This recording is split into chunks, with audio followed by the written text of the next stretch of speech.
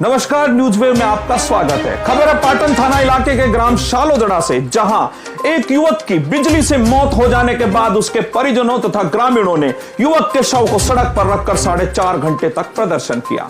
मामले के अनुसार शालोदड़ा निवासी कैलाश सैनी 16 अप्रैल को करंट लगने से घायल हो गया था। उसके बाद उसका जयपुर के सवाई मानसिंह अस्पताल में उपचार चला।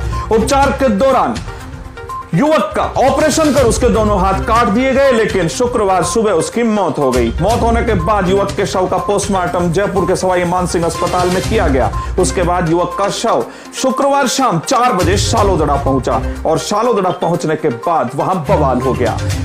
युवक की मौत के बाद ग्रामीणों तथा परिजनों ने उसके शव को पाटन से डाबला जाने वाले रोड पर स्थित जीएसएस कार्यालय के सामने रख दिया और प्रदर्शन करने लगे।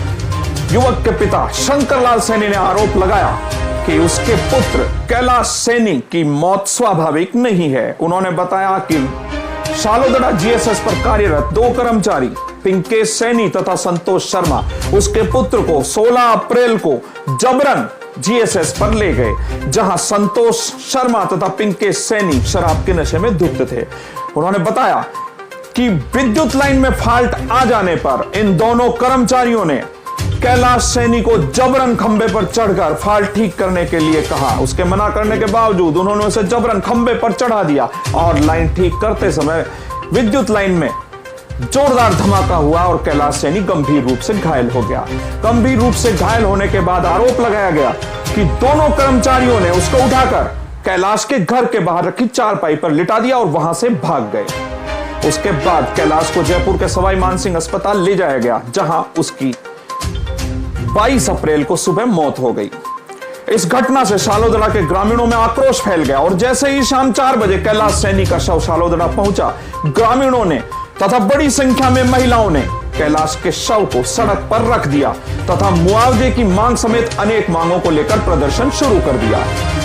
इसी बीच आंदोलन स्थल पर बसपा नेता राजेश भाईड़ा, कांग्रेस नेता मंजू सैनी, सुरेश यादव और पाटन पंचायत समिति प्रधान सुवालाल सैनी भी पहुंच गए और उसके बाद प्रशासन से कई दौर की वार्ता के बाद भी ग्रामीणों में सहमति नहीं बन पाई। ग्रामीणों की मांग थी कि पीड़ित परिवार को 25 लाख रुपए का मुआवजा दिया जाए, जीएसएस में अनाधिकृत व्यक्तियों का प्रवेश रोका जाए, यहां कार्यरत कर्मचारियों को आइडेंटिटी कार्ड दिया जाए, साथ ही मृतक के परिवार के सदस्य को सरकारी नौकरी दी जाए। मौके पर उपस्थित तहसीलदार सत्यवीर यादव ने ग्रामीणों से समझाइश कर कहा कि उन्हें मुख्यमंत्री सहायता कोष से 1 लाख रुपए की सहायता राशि तथा नियमानुसार निगम से मिलने वाली सहायता राशि दिलवाई जाएगी, लेकिन सहमति नहीं बन पाई। बाद में मौके पर पुलिस उपाधीक्षक गिरधारी लाल शर्मा, विद्युत निगम के अधिशासी अभियंता राम सिंह यादव, सहायक अभियंता मोहनलाल स्वामी, पाटन थानाधिकारी ब्रजेश सिंह तंवर पहुंचे। कई दौर की वार्ता विफल होने के बाद शाम लगभग 8 बजे उपखंड अधिकारी ब्रजेश कुमार गुप्ता पहुंचे। उसके बाद दोनों पक्षों में सहमति बन पाई। मृतक को ठेकेदार द्वारा 2 लाख रुपए की सहायता राशि दिलवाने तथा मुख्यमंत्री सहायता कोष से 1 लाख रुपए तथा मृतक के एक भाई को नीमका थाना नगर पालिका में संविदा पर नौकरी दिलवाने की शर्तों पर दोनों पक्षों में समझौता हुआ। इसके बाद धरना और प्रदर्शन समाप्त किया गया। मृतक कैलाश सैनी की आर्थिक स्थिति अत्यंत नाजुक है। उसका परिवार बीपीएल में है और बताया जा रहा है कि उसके 2 भाई मानसिक रूप से बीमार हैं, जबकि एक भाई रीढ़ की हड्डी की बीमारी से ग्रसित है। मृतक कैलाश के पिता हृदय रोग से पीड़ित हैं, वहीं उसकी माता भी बीमार रहती है।